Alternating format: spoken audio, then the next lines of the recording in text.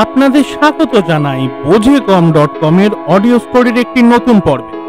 আজকের গল্প অধ্যাপক গোপাল চক্রবর্তীর কলমে আবাহন। তো শুনে দেখুন গল্পটি আপনাদের কেমন লাগে, আর গল্পটি শুনে আপনাদের মূল্যবান বক্তব্যগুলি আমাদের কমেন্ট করে জানাতে ভুলবেন না যেন। চলুন শুরু করা যাক।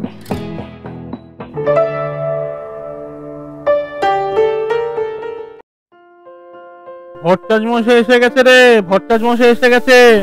সঙ্গে সঙ্গে চৌধুরী বাড়িতে সাড়া পড়ে গেল। কেউ বা আসন, কেউ বা গাড়ু, কেউ বা নতুন গামছা নিয়ে ছোটাছুটি শুরু করে দিল। কর্তামশাইও খবর পেয়ে কাছা কোছা সামলে দোতলার নিজের ঘর থেকে নেমে এলে।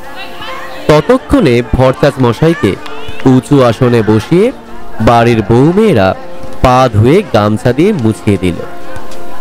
ভট্টাচ মশাইকে প্রণাম করে কর্তা জিজ্ঞাসা করলেন, ভট্টাচ মশাই, শরীর কেমন? আসতে কোনো কষ্ট হয়নি তো? আর শরীর, বাতের ব্যথায় কষ্ট পাচ্ছি খুব। সুগারটা বেড়েছে ইদানিং। এর পরের বছর আর আসতে পারবো কিনা মাই জানেন।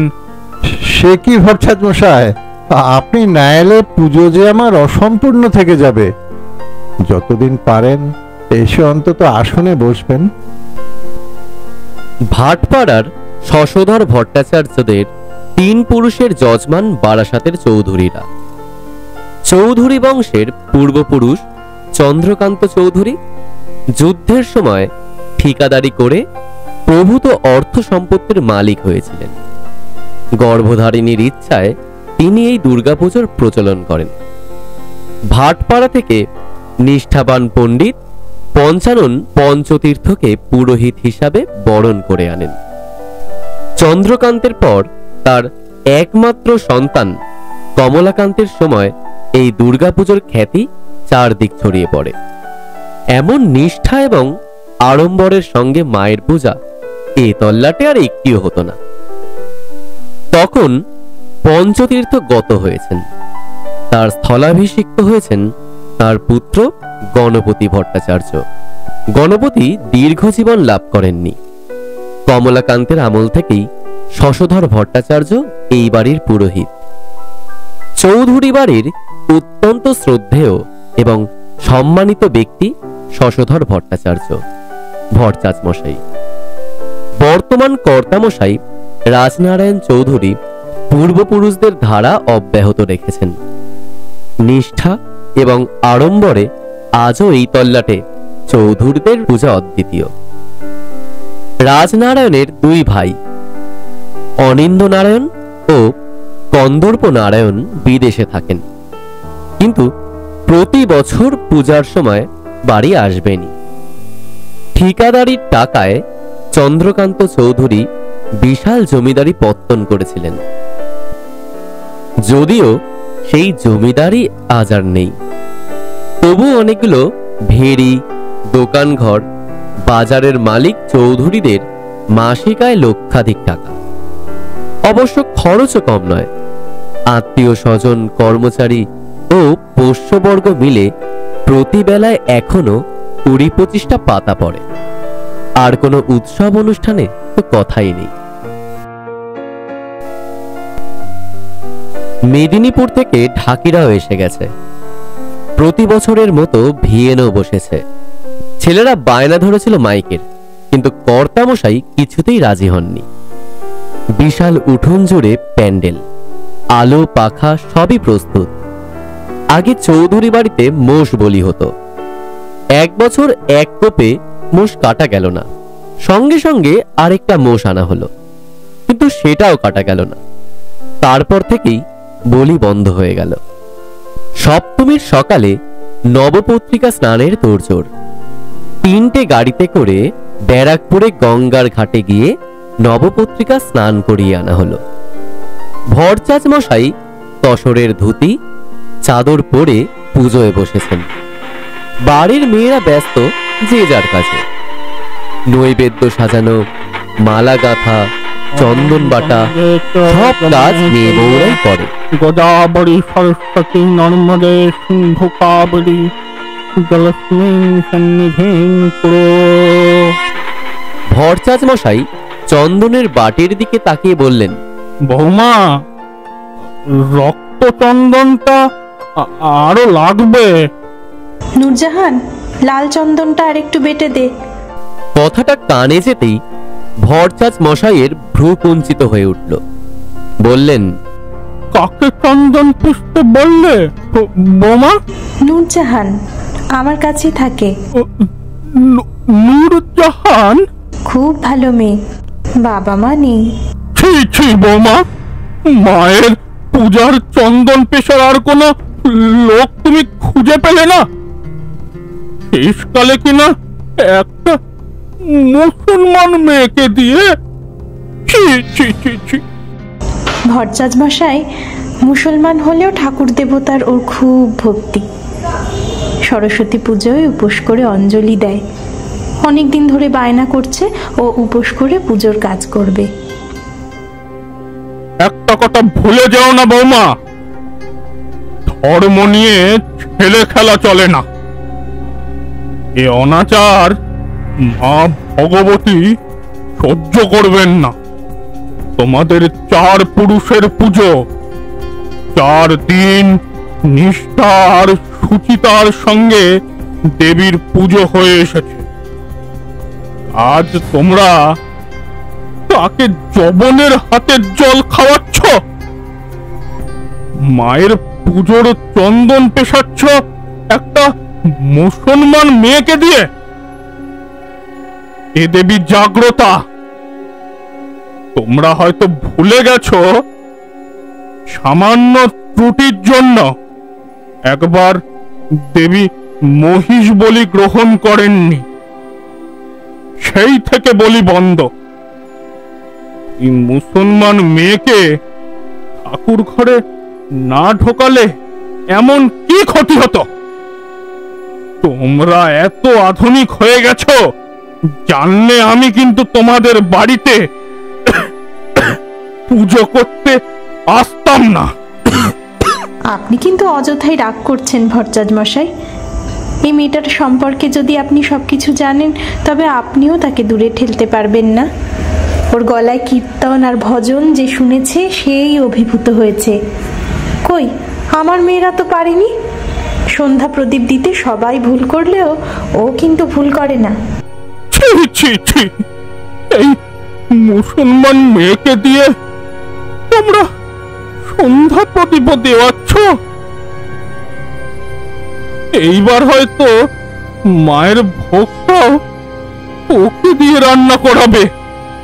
না না, আমার পক্ষে তোমাদের বাড়িতে পুজো করা অসম্ভব, অসম্ভব। ভরচাঁদ মশাই, শোনো, মেয়েটাকে যদি এই মুহূর্তে বাড়ি থেকে বের করে না দাও, তবে আমি এই পুজো করব না, করব না। গোলমাল শুনে প্রায় সবাই চণ্ডী মণ্ডপে এসে হাজির হয়েছিল, কিন্তু এতক্ষণ কেউ কোনো কথা বলেনি। এবার কর্তামশাই প্রথম কথা বললেন। ভরচাঁদ মশাই, আজ মায়ের আবাহনের দিন। এত বড় নিষ্ঠুর কথা আপনি বলবেন না। ছোট কর্তা, শাস্ত্র আপনাদের কাছে ছেলে খেলা হতে পারে, কিন্তু আমার কাছে নয়। পঞ্চানন পঞ্চতীর্থের বংশধর হয়ে আমি কিছুতেই অশাস্ত্রীয় আচরণ করতে পারবো না। কিন্তু মহাপ্রভু তো ভক্ত যবন হরিদাসকে কাছে টেনে ধর্মাচরণের অধিকার দিয়েছিলেন। মহাপ্রভু অবতার, তিনি যা পারেন আমরা সাধারণ মানুষ তা পারি না। কিন্তু অবতাররাই তো আমাদের পথ দেখান। আপনাদের সঙ্গে তর্ক আমি করতে চাই না। আমার এক কথা, অশাস্ত্রীয় কোনো কাজ আমি করব না। ওই মুসলমানের মেয়েটাকে যদি এ বাড়িতে রাখবে বলে তোমরা মনস্থ করে থাকো, তবে আমাকে বিদায় দাও। যাকে নিয়ে এত গন্ডগোল, সেই নূরজাহান এতক্ষণ ছলছল চোখে চুপচাপ ছিল। এবার সে বড়গিন্নির পা ধরে কেঁদে উঠল। কর্তামা, আমাকে যেতে দাও কর্তামা। আমার জন্যই তো অশান্তি। আমার জন্য মায়ের পুজো বন্ধ হোক কি আমি চাই না। আমাকে তোমরা পথ থেকে ঘুরিয়ে এনেছিলে, আবার পথেই আমাকে ছুড়ে দাও। কর্তামশাই বললেন, তুই থাম ভট্টাচ মশাই, আপনি শাস্ত্রজ্ঞ, আপনাকে শাস্ত্র বোঝাবার দুঃসাহস আমার নেই। তবুও বলছি, আপনি আমি যেমন জগৎজননীর সন্তান, তেমনি নূরজাহানও তো জগৎজননীর সন্তান। আজ এই মহাসপ্তমীর দিন মায়ের একটা সন্তানকে যদি আমরা বাড়ি থেকে তাড়িয়ে দিই, মা জগৎজননী কি তাতে প্রসন্ন হবেন? বর্ণাশ্রম কিন্তু আমার আপনার তৈরি করা নয় ছোট কর্তা। গুণ এবং কর্মানুসারে বর্ণাশ্রমের সৃষ্টি এবং আবহমান কাল ধরে যে ধারা চলে আসছে, আপনি তা পাল্টাতে পারেন না। সে হবে স্বেচ্ছাচার, আর আমি তা মানব না।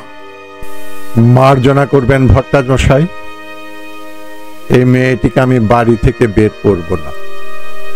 আমার মা বলতেন, বালিকা আর কালিকার মধ্যে কোনো তফাৎ নেই। তাই বালিকারূপী কালিকাকে আমি কিছুতেই পুজোর দিনে বিদায় করব না, আর আপনাকেও আমি জোর করব না। যদি আপনার সংস্কারে বাধে, তবে আপনার পুজো করার প্রয়োজন নেই। ছোট কর্তা, বিনাশকালে মানুষের বিপরীত বুদ্ধি হয়, আপনারও তাই হয়েছে। মায়ের যদি তাই ইচ্ছে হয়, তবে তাই হোক। এ বাড়িতে পুজো করা আর আমার পক্ষে সম্ভব নয়, সম্ভব নয়। ভরচাজ মশাই আসন ছেড়ে উঠে দাঁড়ালেন। গিন্নিমা চিৎকার করে বললেন, ওগো, ভট্টাচ মশাই যে উঠে গেলেন, ওকে বসাও। আসন ছেড়ে পুরোহিত উঠে গেলে যে অকল্যাণ হবে। নূরজাহান না হয় কদিন বাইরে গিয়ে থাক, মায়ের পুজোটা মিটে যাক। বিদেশে থাকলেও কন্দর্প নারায়ণ অত্যন্ত নিষ্ঠাবান। দুবেলা সন্ধ্যা আহ্নিক করেন, শনিবার নিরামিষ খান। তিনি বললেন, বড় বৌদি ঠিকই বলেছেন বর্দা। ভরচাজ মশাইরা আমাদের 3 পুরুষের পুরোহিত। তিনি পুজো করতে বসে আসন থেকে উঠে গেলে আমাদের অকল্যাণ হবে। ওয়াটারলু বিশ্ববিদ্যালয়ের দর্শনের অধ্যাপক অনিন্দ নারায়ণও নিষ্ঠাবান হিন্দু। উপনিষদের উপর গবেষণা করেছেন।